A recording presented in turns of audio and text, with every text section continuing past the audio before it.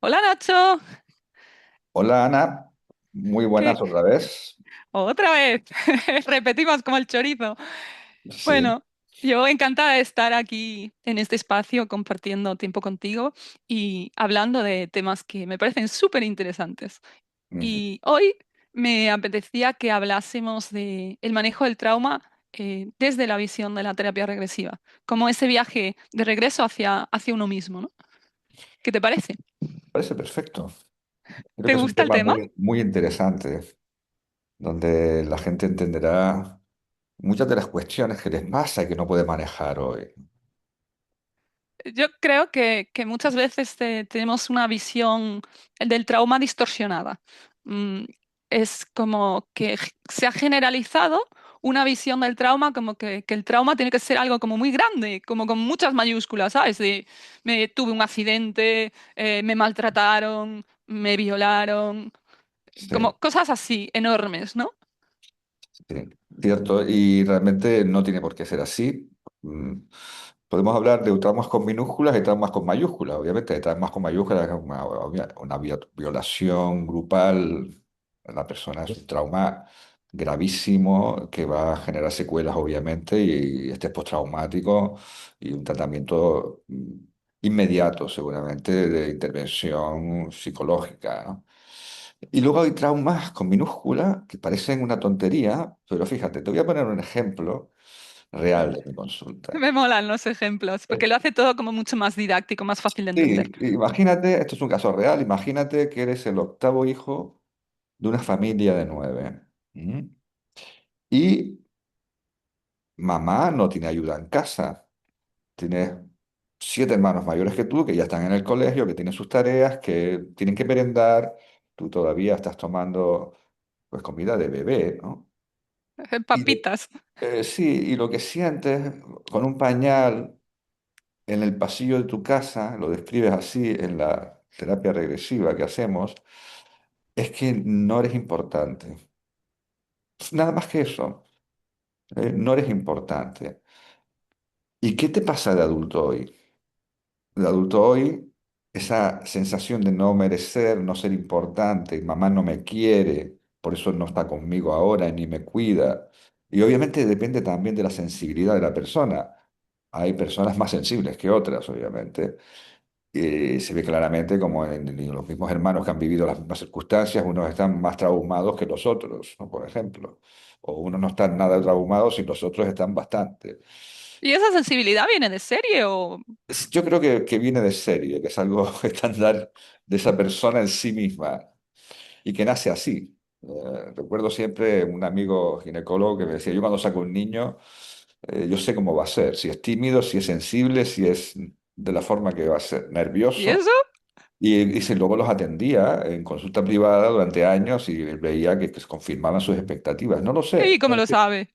porque no lo sé. Él me lo comentaba como una anécdota de que él sacaba un niño de la mamá y en los primeros segundos ya sabía cómo iba a evolucionar.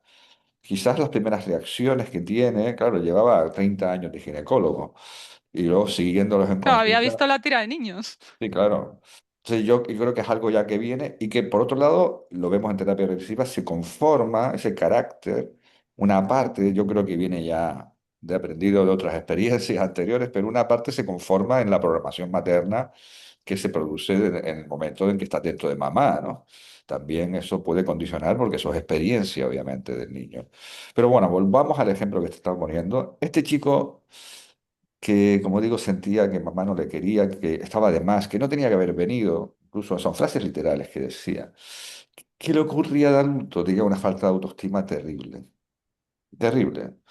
Era un tipo, objetivamente, un tipo alto, guapo, un tipo que tenía su trabajo de funcionario técnico, o sea que, bueno, era para muchas mujeres podían decir un partido, ¿no? ¿Eh? Y él estaba con una falta de autoestima terrible, Pero me imagino que él no entendería nada. Quiero decir, por a ti te supuesto. pasa eso y no entiendes qué carajo te está pasando. Por supuesto, no entendía nada absolutamente. Y fíjate por dónde salía. O sea, él cómo aprendió, ya que la autoestima no la tenía en casa, ¿qué aprendió? Aprendió a tener un don de gente. Un don de Pero gente gentleman. significaba que era un o sea, un camaleón en el sentido de adaptarse a las personas que tenía delante, ¿no? Y era un conquistador en el sentido de la palabra y la simpatía, ¿verdad? Es un tipo muy simpático. Claro, a él le gustaban las chicas y esa actitud de apertura, tal, pues hacía que, bueno, pues se le acercaran muchas mujeres y eso le daba mucha autoestima. ¿M? Le daba mucha autoestima. Y lo que ocurrió un día fue que conoció a la mujer de su vida y no supo por qué, él lo describía así, destrozado, sintió que tenía que conquistar a otra. ¿Por qué? Porque la conquista era rellenar el saco de autoestima. Sí, como también te acostumbras también a esos químicos, ¿no? Como que luego el cuerpo también se acostumbra a eso y Sí, obviamente esos estímulos que no has tenido en casa y que además, por cierto, te llena ese saco de autoestima que no tenías, ¿no? Si yo conquisto, digo, joder, me he conquistado a esta chica tan guapa, que bien me siento, ¿no? Y entonces, claro, cuando empiezas una relación, esa autoestima va descendiendo en el sentido de que se va aflojando, todo eso se va yendo por los poros y necesitas otra conquista. Y claro, el problema está cuando conoció a sí, la sí, para mujer de tener su otro vida. subidón. Claro, para tener otro subidón, como una nueva dosis, ¿no? De adrenalina, y de autoafirmación. Y su mujer obviamente lo dejó, estaba hecho polvo, ¿no? Bueno, al final hicimos un trabajo a través de la terapia regresiva, a través de recuperar esa parte de su energía que queda atrapada en esa experiencia de ese niño, en ese pasillo con un pañal. Bueno, alucinaría él al ver eso, ¿sabes? Al hacerse consciente de eso, diciendo, pero Bueno, ¿cómo puede ser que esto me repercuta tanto? fue algo muy hermoso porque después de la sesión, cuando terminé a ver a los ojos, abrió los ojos, y me dijo, ahora entiendo por qué nunca he podido abrazar a mi madre con cariño, ¿no? Y me dijo, en la siguiente sesión le pregunté qué tal le había ido, esas 2 semanas que no nos habíamos visto, y me dijo, mira, el, el día que nos vimos fui a comer en un viernes y todos los viernes todos los hermanos comemos en casa de mis padres. Yo llegué primero porque salí de tu consulta y eh, estaba mi madre sentada cosiendo y me acerqué a ella, la levanté y le di un abrazo como nunca le había dado. Nunca. Y mi madre me miró con esos ojos como 2 gotas de agua y me miró y me dijo, gracias, hijo mío, te estaba esperando. O sea, esa sabiduría de la madre, que no hace falta Las palabras. madres tenemos ese sexto sentido, Sí, están muy conectadas. Al fin y al cabo han estado conectadas al niño durante muchos meses dentro de ella. Y, claro, y biológicamente. las madres tienen una conexión especial con los hijos. Sí, efectivamente. Hay una, como que serían las frecuencias incluso, como las intuiciones entre, incluso Sí, entre yo que tengo dos simpatías. hijos, mi marido a veces dice, ¿no? Dice, ¿y tú cómo sabes Sí. lo que le pasa? Digo yo Sin qué sé cómo verlo. lo sé. Sin verlo incluso, lo sabe sin Sí, verlo. Entonces, esa madre sabia que nunca le dijo a su hijo nada de, "Oye, ¿por qué no me abrazas? Porque fíjate que tus hermanos me abrazan tal". Y de hecho, no le dijo nada. Sencillamente esperó, sabiendo que cada uno tiene su proceso. Y es así. Y es y su tiempo. Mm. lo mismo que hacemos nosotros los terapeutas, ¿no? No forzar los procesos de nadie, cada uno tiene su velocidad, su proceso, cada uno en la experiencia de sus traumas a veces necesita unas sesiones previas para luego afrontar el trauma. Y más que muchas Sea veces no pequeño o grande. aporta forzar tampoco. Sí. Entonces, fíjate, desde fuera, este trauma podría ser incluso ser ridiculizado, ¿no? Si tú dices, no, es que mi mamá cuando yo era pequeño me dejaba solo en el pasillo con el pañal y mis hermanos corriendo para allá para acá, y yo sentía que no eran merecedores, y te dirán, ah, verdad, tontería, Pues, ¿no? Pues es trauma en pequeño, ¿no? Comparado con un trauma grande donde hay un accidente con muerte, se me murió mi padre en un accidente de tráfico donde yo iba con ellos y me quedé herido, son traumas objetivamente muy potentes, sobre todo visualmente potentes. Pero hay traumas, como digo yo, cuando a ti te duele la uña porque se te clavó algo, en medio debajo de la uña y del pie y estás caminando por el campo, ese es todo tu dolor.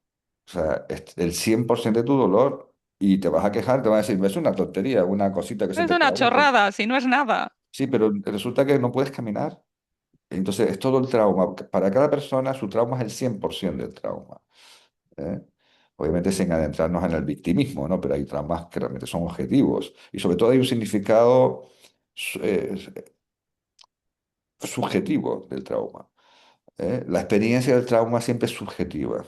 Y por eso, ante el mismo trauma o la misma experiencia de vida en familias, hay unos que lo llevan de una forma y otros que la llevan de otra.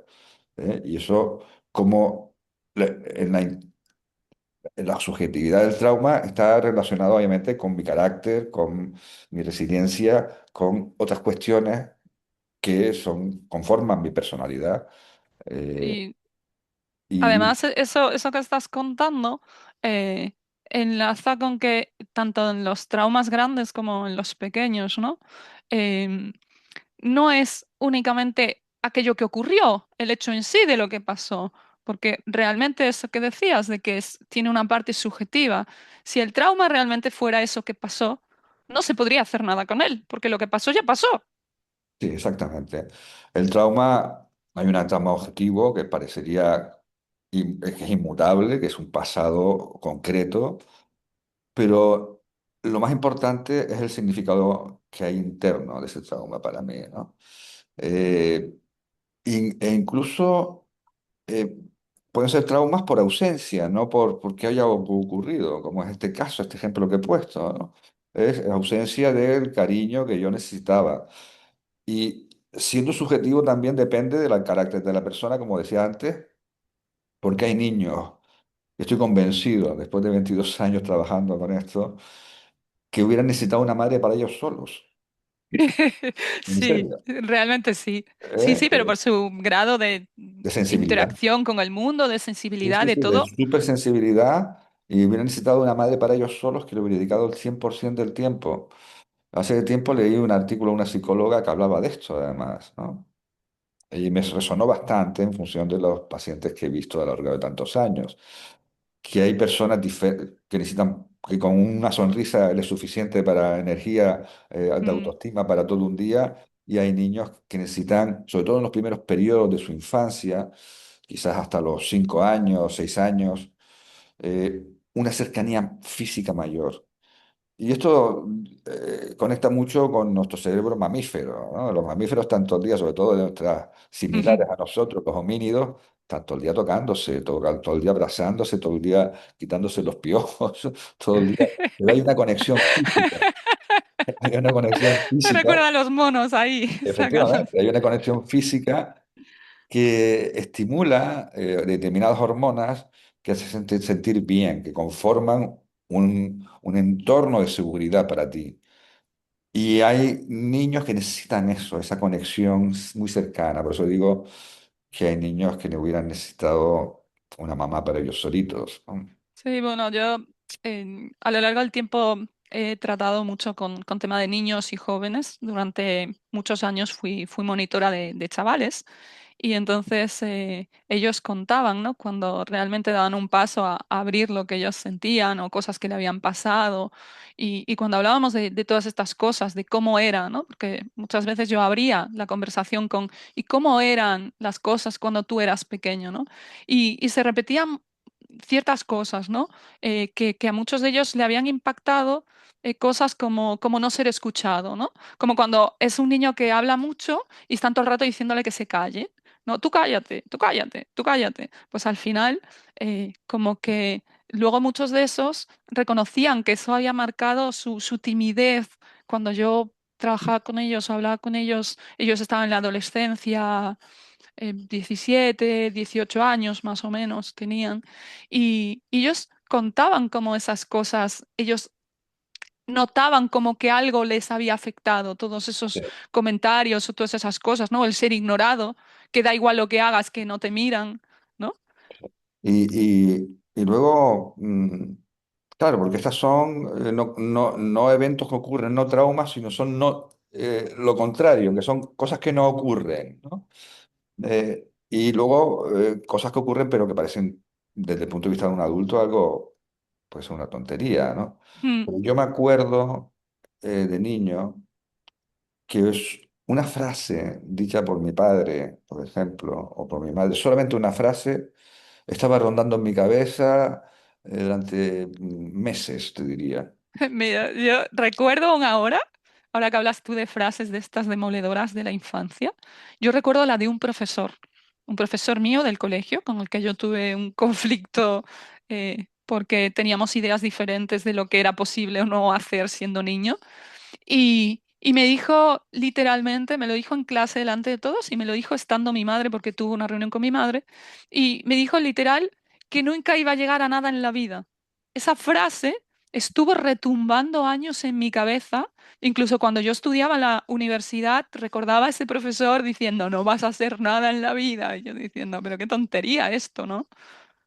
El estar Fíjate ahí. que esto puede tener dos caminos, dos ríos que se separen en ese momento. Uno es la gente como tú, que lo que quiso fue demostrarle, inconscientemente, obviamente, demostrarle a ese profesor que por supuesto sí vas a llegar a mucho en la vida, ¿no? Y hay gente que se puede hundir en la miseria y ser una frase como diciendo no valgo. ¿Para qué poner esfuerzo si yo no valgo? No valgo para hacer nada en la vida, ¿no? Y ya que no valgo, pues me voy a dar a la bebida, me voy a dar a no sé qué. De hecho, fíjate lo importante de las expectativas de los profesores, esas frases, ¿no?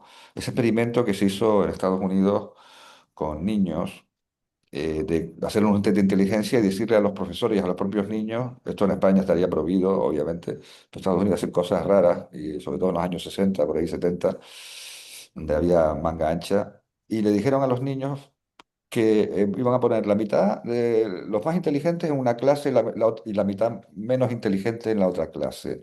Y le dijeron a los profesores, estos son los listos y estos son los menos listos. Hicieron un estudio durante 30 años de esos niños. Obviamente, digo obviamente entre comillas, los niños listos tenían mujeres más guapas, mayor sueldo, mejores trabajos, mejores coches, mejores casas, mejores perros, todo, todo mejor que la mayoría de los que aparentemente eran menos listos. Y tú dices, bueno, hasta aquí lógico, la inteligencia es importante para lo que va a ganar uno en el futuro, etcétera, ¿no? Y eso hay estudios que lo dicen, ¿no? El mayor elemento diferencial en el bienestar humano y que puede darte en un futuro mayores ingresos y mayor gestión emocional y mejor gestión de otras muchas cosas es la inteligencia, ¿no? Aunque también hemos visto, yo conozco gente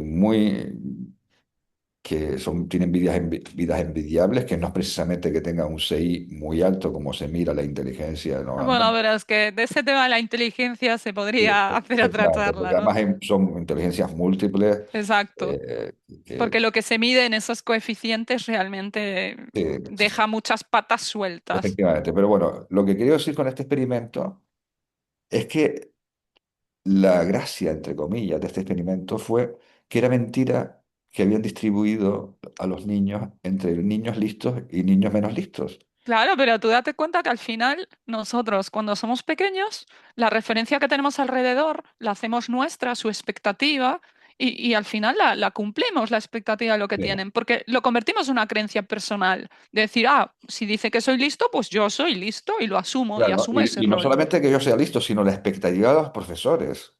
O sea, cuando tú sabes que estos niños que tienes delante son muy listos, tú pones mayor esfuerzo. Y Tú es pones, diferente.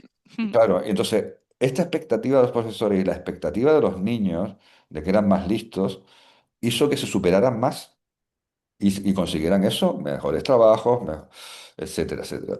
Entonces, fíjate lo importante de este ejemplo que he puesto, ¿no? Cómo de pronto una frase puede ser demoledora para un niño. Tú no vales o no eres inteligente o Eres un inútil, eres un inútil.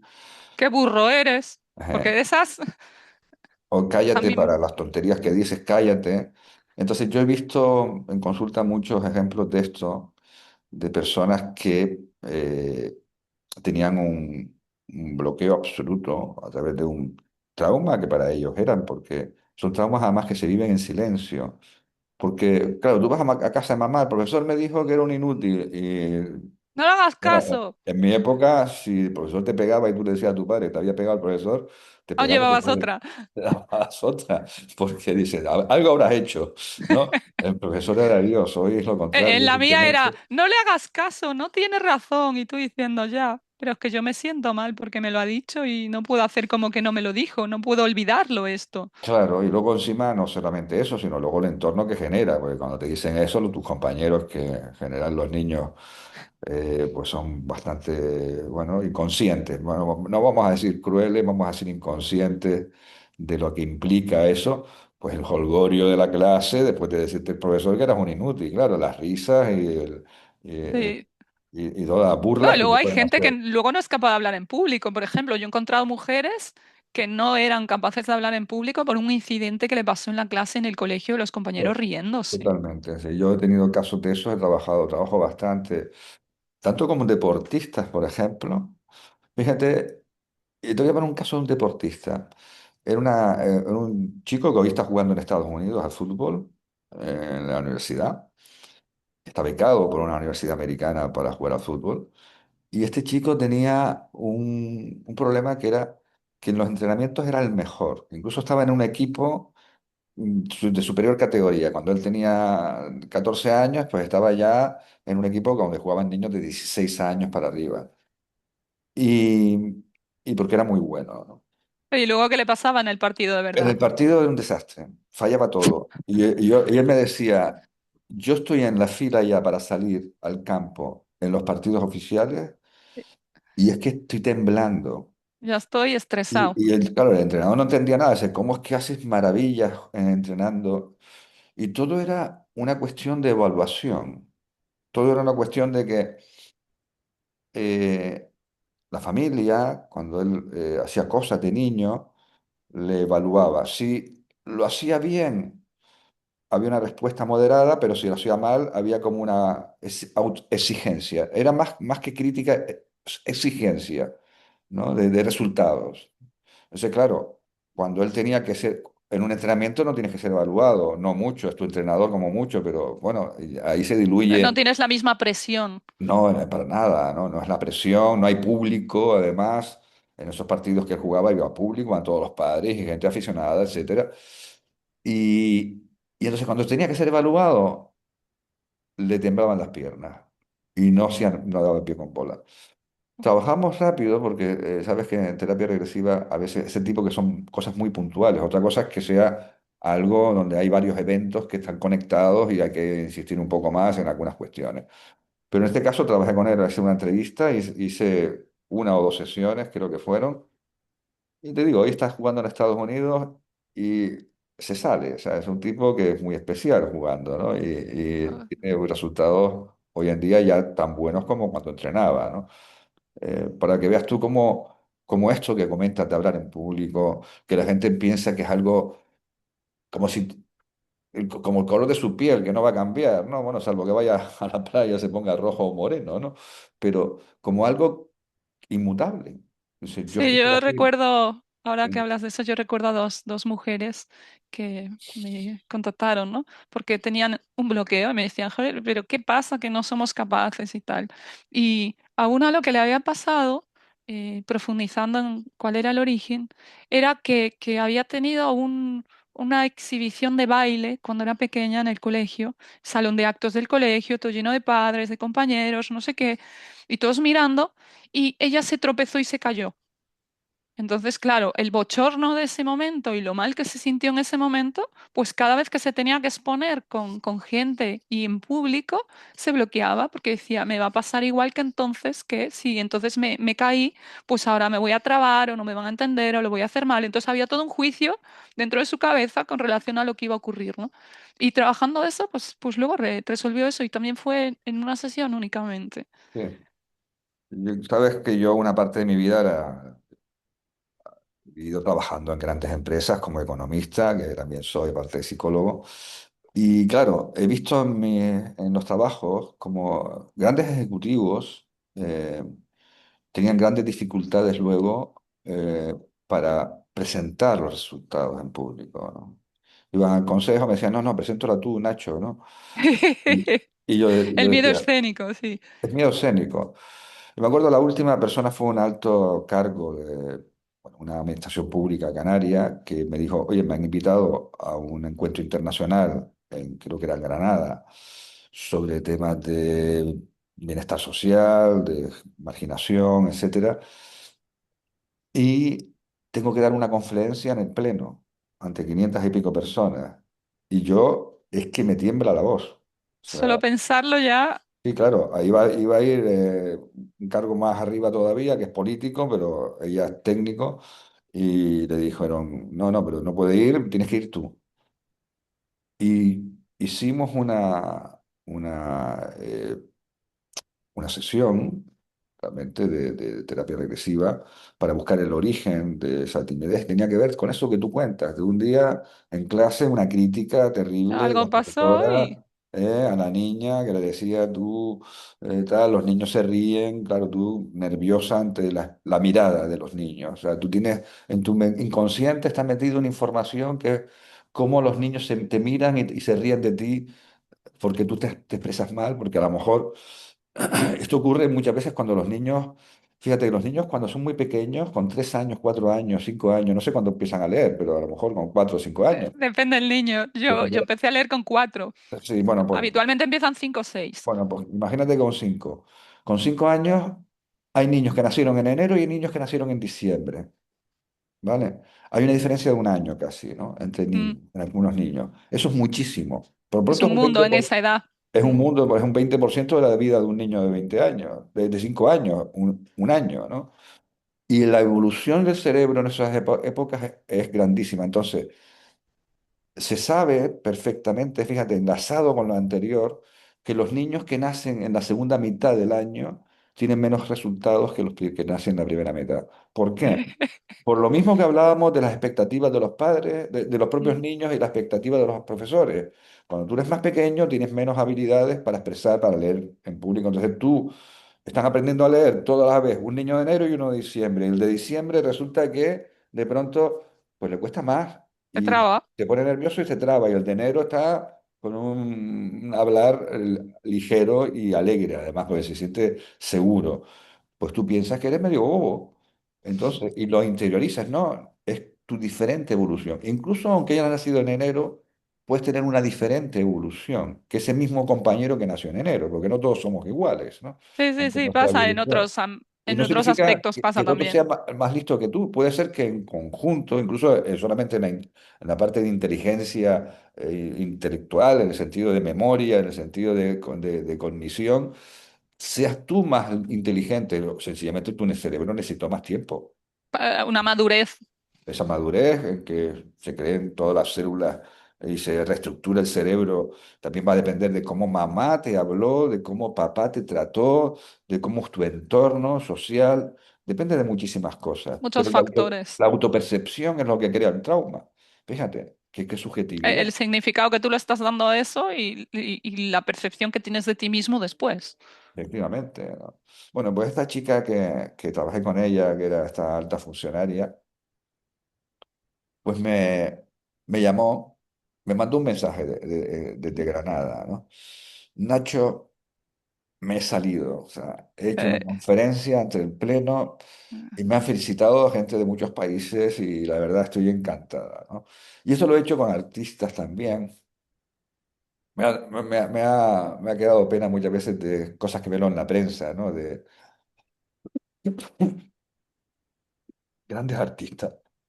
Claro, pero a ver, muchas veces en eso, a veces lo que les ocurre es que tienen tantas experiencias repetitivas de malas situaciones que al final refuerzan emocionalmente eso. Si tú lo intentas una vez, lo intentas otra vez, lo intentas otra vez y te va mal y te va mal y te va mal, pues al final tienes un montón de cosas que están reforzando eso. Efectivamente, es lo que yo decía antes, que llega un punto en que tú sientes que eso es algo inmutable, como lo es que tengas los ojos azules o que no tengas pelo como yo. Sí, sí, o que O, seas patoso y entonces ya lo tienes todo para toda la vida. Soy la efectivamente, patosa de la clase. como que eso no va a cambiar, ¿no? Mm. Y el mensaje que quiero dar, ¿no? Que seguramente tú también quieres dar, es que no solamente se puede cambiar, sino se puede cambiar fácilmente en muchas Mm. cuestiones como estas, ¿no? Y en otros muchos ejemplos que podríamos dar. Ejemplos de traumas con mayúsculas, como abusos sexuales, donde yo he tenido muchas mujeres, sobre todo mujeres, aunque he tenido algún hombre también. O sea, he hecho como 800 casos de este tema de abuso sexual y sus consecuencias, que son muy duras, mucho más duras de las que la gente piensa. Y ver como gente que tiene anorgasmia, personas que tienen anorgasmia, como trabajando con el trauma y liberándose de las consecuencias de ese trauma, quitándole el poder al agresor, además, porque es una cosa que es que como sigue todavía ahí. Hay una frase que les digo: ¿hasta cuándo vas a permitir que siga influyendo en tu existencia este tipo que abusó de ti hace 40 años, ¿no? Claro, pero en una situación de ese tipo, ya culturalmente, incluso personalmente, parece que lo que quieres es enterrar eso, ¿no? Deshacerte de eso, como si eso ya pasó, ya está, ya lo Sí. superé, ya soy fuerte, ya no sé qué, y te cuentas una película, ¿no? Sí, pero fíjate Pero que el esto, inconsciente no entiende de eso. no, el inconsciente está ahí. De hecho, Mm, para mí hay una estrategia de moderadora en el sentido de que la persona entienda lo que tiene que hacer, ¿no? Porque, claro, son personas que vienen muchas veces de 10 15 años de trabajo personal con Y que ya estás psicólogos. hasta el gorro de tratar de solucionar un tema y de cosas que fracasen. Sí. Y entonces, claro, y lo que han visto además es que las consecuencias del trauma, no trabajado correctamente el trauma, cada vez son peores. Cada vez se van incrementando. Si te Y que genera despierta ansiedad y despierta muchas cosas sí, cuando se hace mal, ¿eh? yo he visto, por ejemplo, consecuencias como la ansiedad, como has puesto de ejemplo, que empezaron una vez, un día empezó, luego a los 6 meses me dio otra crisis de ansiedad, eh, 2 años más tarde tenía una crisis de ansiedad cada semana, y cuando llegaron a mi consulta, 20 años después del origen de esa ansiedad, tenían ansiedad todos los días. Y hay un caso extremo que tuve que tenía ansiedad todos los días y cada 2 o 3 días tenía que ir al hospital a que le inyectaran ansiolíticos en vena porque ya no le funcionaban las pastillas. Entonces, Mira qué vida de infierno eso. totalmente, ¿no? Es una vida de infierno. Entonces, yo como terapeuta creo que es importante exponer claramente esto ante los pacientes. Cuando me dicen, tengo miedo a enfrentarme a esa experiencia, yo les digo, ¿qué tienes más miedo? ¿Qué te da más miedo? Enfrentarte aquí una horita a esa experiencia que no es agradable, ¿eh? Para rescatar esa parte de tu alma que quedó atrapada en esa experiencia y sobre todo decir y hacer lo que no pudiste decir hacer ante esa agresión, ¿no? Y, y extraer las energías que quedaron ahí, que son muchas, y recuperar eso que perdiste por el camino. O esto es una, y la otra es estar así. Yo le digo, bueno, pues si tienes 40 años, la expectativa de vida en España creo son hasta los 86 años, creo, 84. Bueno, pues te quedan cuarenta Depende y si eres cuatro hombre o mujer, que Sí, cambia la en las expectativa. mujeres, en este caso las mujeres estoy hablando. 44 años de vida. Entonces, ¿qué prefieres? ¿Enfrentarte aquí una horita a esto o estar 44 años más de tu vida como estás y que va a peor, porque esto lo has visto que va a peor? Y entonces te dicen directamente, no, no, no, yo no quiero seguir viviendo así, por eso estoy aquí. Digo, entonces, ¿qué vas a hacer? No, no, entonces voy a mirar de frente al agresor y voy a decir todo. Entonces, la terapia regresiva no se trata de ir al pasado por ir al pasado, a remover traumas, no. Me acuerdo, José Luis Cabuli, mi maestro, cuando le decíamos, "¿Y por qué hay que ir al pasado?", ¿no? Y nos decía, eh, más que nosotros, que estábamos obviamente haciendo la formación, que no se lo decíamos, decía, él lo ponía como ejemplo de preguntas de gente que le decía, ¿qué sentido Mm. tiene que ir a remover el pasado, ¿no? Si lo importante es el presente. Y realmente es así, lo importante es el presente, pero es que no se trata de que yo vaya al pasado, es que tú ya estás atrapado en el pasado. Tú estás Y que eso ya atrapado te en está fastidiando la vida porque te repercute en muchas cosas, te impide disfrutar, te impide un montón de cosas. Sí. Y el atrapamiento en el pasado significa que hay una parte de tu energía que está en un bucle sin fin. Hay una parte de, si quieres, tu inconsciente que está atrapado en una experiencia, en un bucle sin fin, mandándote señales constantes de miedo, de ansiedad, de tristeza, de incapacidad para defenderte, De etcétera, etcétera, inseguridad. de inseguridad. Y entonces lo que hacemos es rescatarte del pasado. sea, vamos al pasado a rescatarte del pasado, porque tú estás ahí ya, ¿no? Hay una parte de ti Sí. que está en ese pasado que ocurrió y lo que se trata es de rescatarte de ese pasado. Y cuando hacemos esto, de golpe todo cambia. Yo he visto personas que no entienden muy bien el proceso, de verdad, Mm, ¿no? Porque es como mágico a veces. Es como que los síntomas que antes tenías de esa ansiedad, por ejemplo, que hemos puesto de ejemplo, no es que tengas que manejarlos y te doy herramientas para que los manejes, es que dejan de venir. mm, Esa sensación de esa bola que tenías aquí, de sudor frío, de su latido en tu corazón, de pronto deja de venir todo eso. Y eso es maravilloso, porque no se trata de que yo te dé estrategias para que tú, un 20% de tu atención y de tu conciencia esté mm, preparada para manejar esos estímulos que te vengan, que son inconscientes. Tenemos dos fuerzas, un estímulo inconsciente y una conciencia de estrategia para amortiguar esos síntomas dedicados a eliminar el trauma, a las consecuencias del trauma. En este caso lo que hacemos es soltar el nudo que significó el trauma, el nudo gordiano que significó el trauma, y al final no hay que hacer nada, sencillamente mm. vivir. Desde ahora, desde otra perspectiva, ¿no? Sí, yo recuerdo a una mujer que no sabía qué le pasaba y ella contaba, ¿no? Que vivía en tristeza constante, no sabía por qué. Y lloraba y claro, la familia tampoco sabía muy bien cómo manejar, qué hacer, porque llevaba años así. Y de repente, pues un día hablamos y tuvimos una sesión online y todo eso le llevó a cuando era niña, cuando tenía 5 años, que sufrió un abuso sexual por parte de un familiar. En la casa, ella compartía la habitación con una persona de su familia y otra venía a esa habitación y abusaba de ella. Y ella ni siquiera recordaba ese evento. Pues toda esa tristeza y toda esa sensación y todo eso estaba relacionado con eso. Cuando resolvió eso, su sensación y su sentir en el día a día cambió. Mm. Sí, sí, la verdad es que el entender, o sea, ya hemos hablado alguna vez de que no todas las terapias regresivas son iguales y hay en conferencias que he dado, me ha venido gente a decir, oye, yo hice una terapia regresiva y no me funcionó, o no es que no me funcionara, incluso me siento mal, ¿no? Tuve que hacer tratamiento posterior para, bueno, recuperarme de todo lo que viví. Y es porque hay terapias regresivas que solamente van al origen como si fuera un viaje turístico Y que luego no hacen nada. Yo esa experiencia la he tenido y no personalmente. hacen nada, sí. Y Yo, no trabajan con lo que descubren, ¿no? sabes que perdí un bebé, mi primer bebé, lo perdimos a las 12 semanas de embarazo y yo sabía que eso me había afectado profundamente y lo quise trabajar de mil maneras.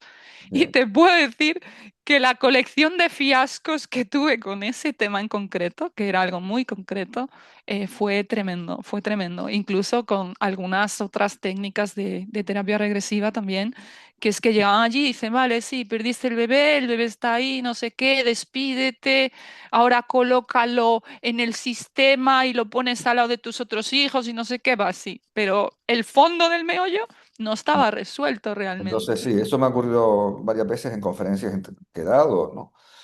Porque no Y habíamos recuperado energía, no el habían bebé, trabajado, hay que claro, trabajar a nivel físico, emocional, mental, espiritual, energético, eh, todo junto al mismo tiempo. No puedes llegar a decir, vale, sí, este a trauma que trozos. ocurrió ya terminó y vamos a entregar a energía universal y se disuelve, como si fuera un acto de magia esto, ¿no? No, no. Hay que entender la profundidad del trauma y las implicaciones físicas, emocionales, mentales, espirituales, energéticas que ha Y que tenido este solo desde lo trauma. emocional tampoco me dio resultado, ¿eh? Porque No, mira que no, también claro. Hay que lo trabajar todo a la vez. intenté y tampoco. Hay que trabajar todo a la vez, todo en la misma sesión, y eso es lo maravilloso para mí de esta técnica de terapia regresiva, entendida como la entendemos nosotros, que trabaja esos 5 aspectos de la persona como un todo, obviamente, y que se producen cambios sutiles, como me acuerdo con una extrañeza me decía una paciente que tenía problemas en casa, en el trabajo, su jefe le insultaba con los hijos, y me decía, Nacho, yo no sé qué ha pasado. Pero mira, mi jefe ya no me echa broncas. Mi marido está más cariñoso y mis hijos más educados y más atentos. Y yo soy la misma, pero no ha cambiado nada. Cambios de energía también. Cambió su energía con respecto a cómo se manejaba en el mundo, porque eso es importante. Y cómo vivía ella las relaciones con los demás, porque si tú ya no estás en tu propio equilibrio, es imposible que tengas unas relaciones con los demás que estén en equilibrio. Yo le explicaba, decía, ¿tú has visto cómo hay dos perros que se pelean en la calle y uno mete el rabo entre las piernas? ¿Qué hace el otro? Se envalentona. El otro se envalentona, pero cuando el otro está en su postura de equilibrio, bien asentado, sin recular y mirando a los ojos, el otro ya no se envalentola, o sea, no es tan valiente el otro ya, ¿no? O sea, y ya no va a intentar imponerse de la forma que se imponía antes con respecto a ti. Esto ocurre con los humanos. Hay una historia de nuestro instinto, que aparentemente hemos perdido bastante de esos instintos mamíferos, ¿no?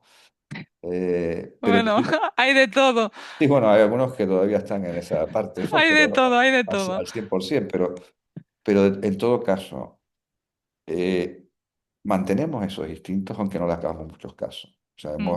en detrimento de los instintos, que para mí es algo muy, muy importante y que tiene que ver con premoniciones incluso, ¿no? Puede tener que ver con algo así como un poco esotérico. eh, por ejemplo, el comentario nos parece normal que cuando hay un tsunami, los elefantes y los perros de Indonesia pues salgan corriendo y los gatos y se vayan a la montaña 2 días antes del tsunami. ¿Eh? Eh, Pues resulta que de esos pues no murieron ninguno, ¿no? Porque se habían escapado a la montaña todos, ¿no? Entonces, los humanos, eso lo hemos dejado un poco de lado pero porque estamos un por la poco más cognición, desconectados sí, de todo eso. por el superdesarrollo que hemos tenido de la parte, bueno, neocórtex, que es Sí, toda la la parte mental y intelectualización. la parte cognitiva se ha comido gran parte de todo eso otro. Sí, ¿no? Entonces, bueno, pero es importante no perder de vista que eso lo seguimos manteniendo y que hay que prestarle atención de vez en cuando. Entonces, esta es lo que yo le decía. Dice, cuando tú dejas que tu energía se equilibre, que tus emociones se equilibren, que tu parte de entendimiento también se equilibre, ¿no? Que es importante entender.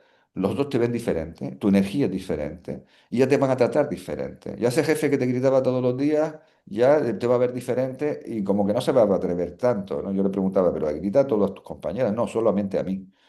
Y tenía mucho que ver con cómo ella reaccionaba ante los gritos de su padre. Su padre era un hombre muy gritón y que la leccionaba mucho y le decía, tú no vales y no sé qué. Y ella, claro, ¿qué hace un niño ante un tipo que mide 3 veces como él, ¿no? Y que pesa 5 veces lo que él? Se achanta, se encoge, mete el rabo entre las piernas, ¿no? Y si tú te acostumbraste de niño a hacer eso ante la autoridad, cuando seas adulto lo vas a hacer. Entonces Y tu más relación que, con los jefes va a ser complicada, porque o puedes, normalmente va a ser muy sumisa, en una relación de miedo, incluso si es un abusador, te va a ver eso con el rabo de las piernas y va a gritarte porque siente que tú te achantas, ¿no? Y cambió todo. Y es lo interesante, es la gracia que me hacía de que ella no entendía nada, ¿no? No entendía por qué había bueno, a veces cambiado, no hace pero falta entender para que tampoco le algo cambie. importaba, ¿eh? Yo se lo explicaba así todo con estas palabras que estoy explicando, pero no le importaba mucho lo que le asombraba, cómo siendo ella misma, donde aparentemente nada había cambiado para ella, porque es muy sutil el cambio, como es energético, el entorno reaccionaba de una forma muy diferente con ella. Y esto lo he visto cientos de veces. ¿Mm? Esos Y cambios Nacho, suceden. con relación al trauma, que es el tema de hoy, eh, las características que tú definirías que tiene un trauma, ¿cuáles serían para Sí. ti? Obviamente, en un trauma tiene que haber una intensidad emocional. Ujú. Ese ejemplo de ese niño que puse ahí, ese niño de una forma intensa sentía que no debía haber venido a este mundo. Y era algo objetivo, que es que mamá no está conmigo porque tiene 8 hermanos, tengo 7 hermanos delante mía que necesitan atención para los deberes de clase, para hacer la merienda, etcétera. Luego, verse sobrepasado por esa intensidad emocional, ¿no? Porque no tienes... que es la tercera característica, los recursos suficientes para afrontarlo, ¿no? Con lo cual, esa intensidad emocional, ese trauma te sobrepasa. Claro, pero que decías que lo de sobrepasarse, verse sobrepasado, que era algo subjetivo de cada persona, que no es que el Sí, umbral tenga que ser X, sino que cada persona, el umbral es diferente. sí, efectivamente, en función de los recursos que tengas, de tu carácter, de otras muchas cuestiones, de los apoyos adicionales que puedas tener familiares, etcétera, pues puede ser que, no se- que las consecuencias del trauma sean más débiles o más fuertes, ¿no? Y hay una cosa muy importante que es como algo, hay muchos pacientes que dicen en consulta, algo se rompió ahí, como algo hizo Mm. clic, ¿no? Y eso es como esa sensación de quiebra, de ruptura, de desconexión, como que algo pasó dentro de mí. Esa frase de se me rompió el alma en pedazos, ¿no? Exactamente, Que o sea, dice muchas eso veces alguien con algo de muchas formas intenso. te lo dicen en consulta. A partir de ahí algo se rompió. Y entonces, eso es una de las características también importantes de estos traumas que se viven, como otras las características, muchas veces en soledad, muchas veces. A veces no, pero en la mayoría de las ocasiones muchas veces se viven en soledad. Son como cosas muy internas y duras, incluso por esto que hemos hablado antes, de que tú intentas hablar de ello y mamá te dice, "Ay, pero eso no tiene importancia, ¿no? Y para ti tiene toda la importancia del mundo. Ah, y Pero todos dejas de estos hablarlo. traumas con minúsculas, ¿no? Que decíamos, pues no llores, no es para tanto, cosas que invalidan tu propio mundo emocional. E incluso, mira, yo he visto incluso en traumas mayores, de con mayúsculas, de abuso sexual, donde por las características culturales de los padres, el qué dirán, etcétera, taparlo como si no hubiera A ocurrido ver, y Nacho, porque en el fondo eso es una vergüenza. Quiero decir, a ver, yo que soy ya, mujer, de, todo ese tema de abusos sexuales sigue teniendo ese halo de vergüenza, sí. como si hubiese una parte de culpabilidad en la mujer que sufre un abuso. Efectivamente, y eso es un tema cultural en muchas ocasiones y sobre todo en sitios donde son pueblos pequeños, etcétera, ¿no? Y eso lo he visto bastantes veces, ¿no? Entonces, claro, Y más ahí ya parece que decirlo también te hace ser señalado, ser sí, señalada, sí, aunque sea un sitio grande. Como que luego todos los demás te van a ver como, ah, a la que violaron. Ya dejas de ser tú, ya eres la violada. sí. Sí, entonces eso, bueno, hace que te sientas también muy solo o sola, ¿no? En la experiencia. Eh, por eso concluimos un poco como característica que el hecho o evento en sí importa, pero más importante es la herida invisible que queda dentro de ti, esa herida que quedó y que depende, como decíamos antes, de tus características personales, ¿no? Eh, y ahí, como otra característica, es que se toman decisiones, muchas veces inconscientes, que actúan como creencias limitantes de no soy válido o no, bueno, no voy a llegar a nada en la vida, que son como creencias o automandatos.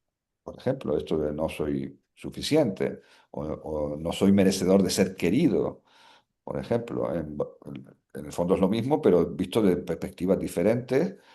Muchas frases que nos podemos decir a nosotros mismos o que nos han dicho en la experiencia del trauma. Por ejemplo, en el caso de abuso sexual he visto muchas ocasiones donde el abusador, que muchas veces son familiares, a veces un poco mayores que tú, cuando tenías 10 años, él te tenía 14, te dicen que tú también eres culpable de todo esto, ¿no? Entonces, y que mamá te va a abandonar. Entonces, no lo hablas, lo vives en soledad, eh, porque a través de un tercero o tú misma te puedes decir, yo soy culpable de esto que ocurrió. ¿Por qué? Porque, bueno, en caso real que tuve, por ejemplo, he tenido muchos de este estilo, donde hay una inquietud por el descubrimiento. Si es tu primito que tiene 3 años más que tú, que es mucho para esa edad, pues dice, vamos a enseñarnos cada uno nuestras cositas y de pronto tú fuiste voluntariamente, pero él se aprovechó al Sí, o final. no tenía que haber hecho, no tenía que haber dicho, no tenía que No haber tenía que ido, haber no tenía que. ido. Y entonces el agresor te convence de que tú tienes parte de culpa y que mamá encima te va a abandonar y te va a dejar de querer, eh, si tú le dices nada de esto. Entonces, eso yo creo que no hay peor trauma, sea grande con mayúsculas o con minúsculas, que aquel trauma del que no puedes hablar. con tus seres de referencia, que son normalmente los padres, ¿no? Las personas de referencia que tienes en tu familia, ¿no? mm, Son tu soporte vital, en el fondo, ¿no? Y no poder expresarlo cambia tu energía con respecto a ellos. Las madres que son intuitivas, como decíamos antes, mm. leen eso y te van a preguntar. Y tú, nada, no me pasa nada. Entonces, eso que produce un distanciamiento con las personas de referencia. Y a partir de ahí puede ocurrir cualquier cosa. De que te metas en las drogas, porque ya hay un dolor que es imposible sanarlo, entonces voy a meterlo en una habitación. Buscas medios como para anestesiar ese dolor, ¿no? Exactamente, y es como si lo encerraras en una habitación, de que esa habitación que es parte de tu ser, cierras la puerta como para no querer verlo, pero eso siempre va a estar ahí latiendo, y para olvidarlo del todo te puedes meter en drogas, te puedes meter en cuestiones de autocastigo, cuestiones así que son muy duras, ¿no? Porque hay consecuencias muy duras de algunos traumas, ¿eh? Y que gracias a Dios hay solución. Eh, yo siempre digo que la terapia regresiva, que es la terapia del alma, eh, es una terapia muy profunda y que soluciona muchas consecuencias de muchísimos traumas y de una forma rápida y eficaz, ¿no? Y es el mensaje que yo creo que es importante dar, ¿no? A las personas. No se queden con, es que yo soy así y por eso no puedo hablar en público, es que yo soy así y por eso no puedo tener relaciones sexuales plenas, porque no sé por qué no tengo dolor de la penetración o cualquier otra cuestión que crean ustedes que son inmutables, Claro, porque se porque convierten en creencias de identidad. Realmente luego tú te identificas con todo eso. sí, a veces es como si fuera parte de tu personalidad inmutable. Y Mm. eso no es así. Eso se pueden cambiar muchísimas cuestiones que creemos que son difíciles de cambiar en muy pocas sesiones trabajando con la profundidad que trabaja la terapia regresiva de recuperar esa parte de ese ser que fuiste, Esos fragmentos perdidos, ¿no? esos Esos. fragmentos perdidos de tu energía y mirar ahora desde el adulto la experiencia, desde el adulto que eres. Y yo también quería dejar algo claro, que también muchas veces surge hablando con gente, ¿no? Que no se trata de culpabilizar a nadie. Esto no es una cuestión de culpabilizar ni a los profesores que tuviste, ni a tus padres, ni a mil cosas, ¿no? Que puedan ser, sino cada uno al final venimos con una energía, una esencia, una naturaleza, vivimos experiencias, cada uno le damos un significado personal, el que sea que cada uno le dé. Y con eso crecemos y aprendemos y al final realmente somos en el momento presente como somos también gracias a todas esas experiencias, ¿no? Si no hubiésemos vivido todo eso, pues también seguramente muchas otras cosas tampoco hubiesen sido así. Entonces no es una cuestión de culpabilizar ni de buscar culpables en, en el tema del trauma, que muchas veces se piensa eso, no, es que la culpa es de mis padres. Ya. Yo creo que en general nuestros padres, salvo excepciones, lo hicieron lo mejor que pudieron. Y fíjate ese ejemplo que puse antes, de esa madre que hacía lo que podía, con 8 hijos, que luego vino uno más encima, ¿no? Porque era el más pequeño, el príncipe destronado fue luego, porque vino un hermano más detrás de él. Y la madre hizo lo que podía, estaba sola en casa, 9 hijos al final. eh, y tú necesitabas una madre para ti solo, pues resulta que no la tuviste, ¿no? Y por eso él lo entendió muy bien, porque sí que el perdón es una parte importante de las terapias que hacemos. Pero eh, tiene que venir sin imposición. Porque a mí obviamente, todas estas técnicas que dicen, no, y ahora le tienes que perdonar. A lo no. mejor yo ahora mismo no estoy preparada para perdonar a nadie. Sabes que en terapia regresiva nunca se obliga al paciente a hacer nada, se le pregunta, mm, ¿te gustaría perdonarlo? No, no, todavía siento rabia. Bueno, ¿qué tendrías que hacer para...? Bueno, a veces pues, se puede hacer cosas en esa sesión, a veces hay que esperar más tiempo, A veces hay que ¿no? hacer otros trabajos, Otro trabajo y a veces el perdón no es posible, ¿no? Pero claro. se intenta porque tener rabia o odio contra alguien en Y particular, pensar que el perdón no es tan para el otro, es para ti mismo, efectivamente, es liberarte a ti de como algo de que ese está veneno, ¿no? Que está por mordiendo ahí. por dentro, efectivamente, como Mm. un veneno que te tomas tú, fondo, ¿no? Y Pero que tiene entonces, que ser tu momento sí, y tu pero fíjate manera. este ejemplo que te puse antes de este chico que había perdido a su pareja haber conquistado a otra mujer. Y lo que me dijo de que ese día comió con su madre y fue y la levantó de la silla donde estaba cosiendo y le dio un abrazo y la madre le dijo, gracias, hijo mío, te estaba esperando.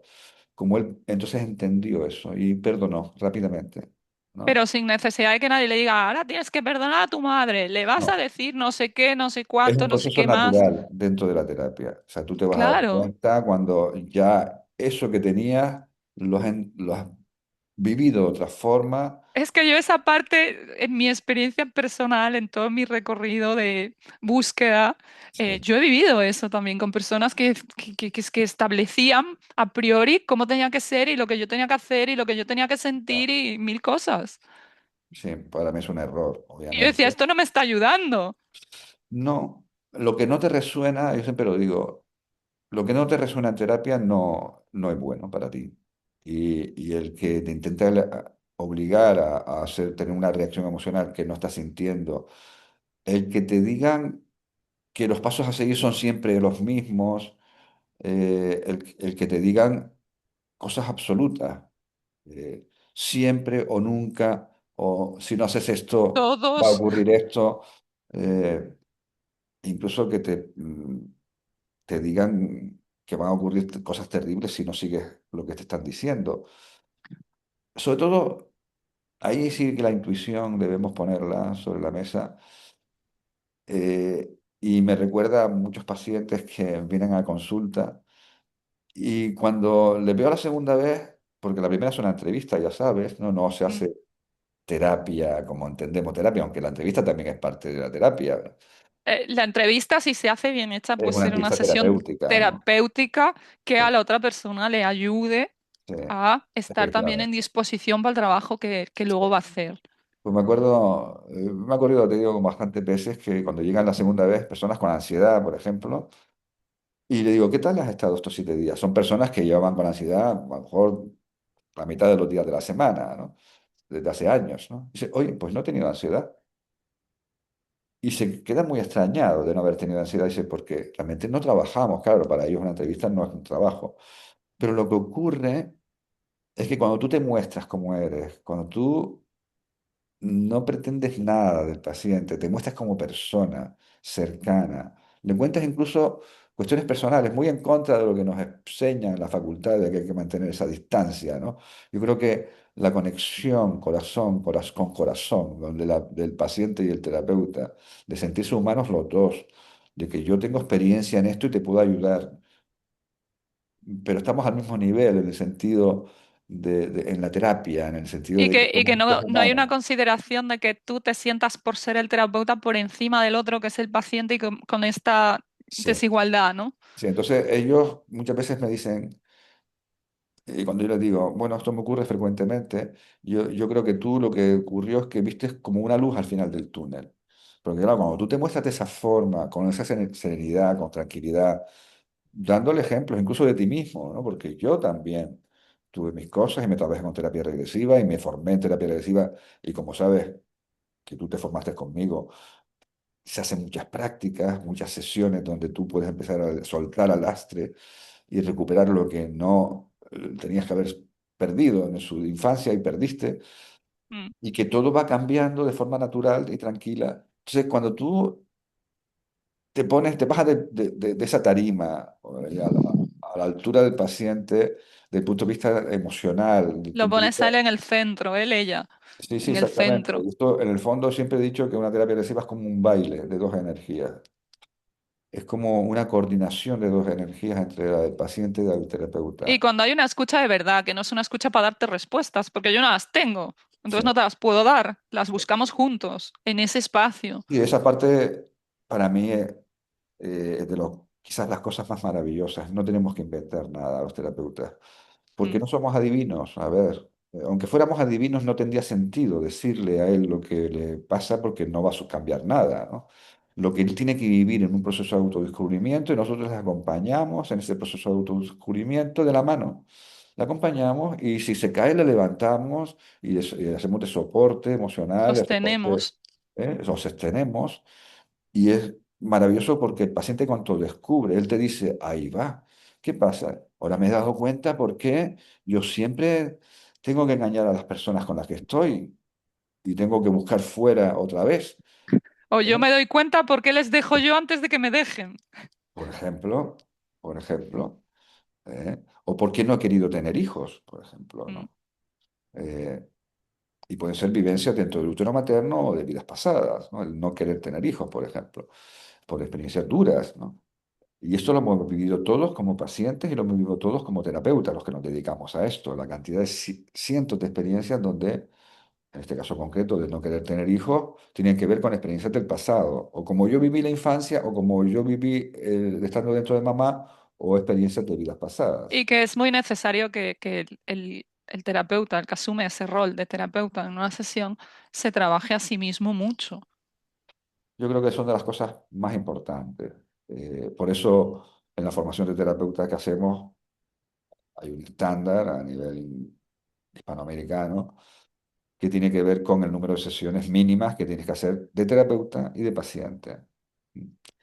Y bueno, es muy importante el entenderse. Si tú no te entiendes y no te has liberado de cuestiones que eran importantes para ti, difícilmente vas a poder entender a los pacientes.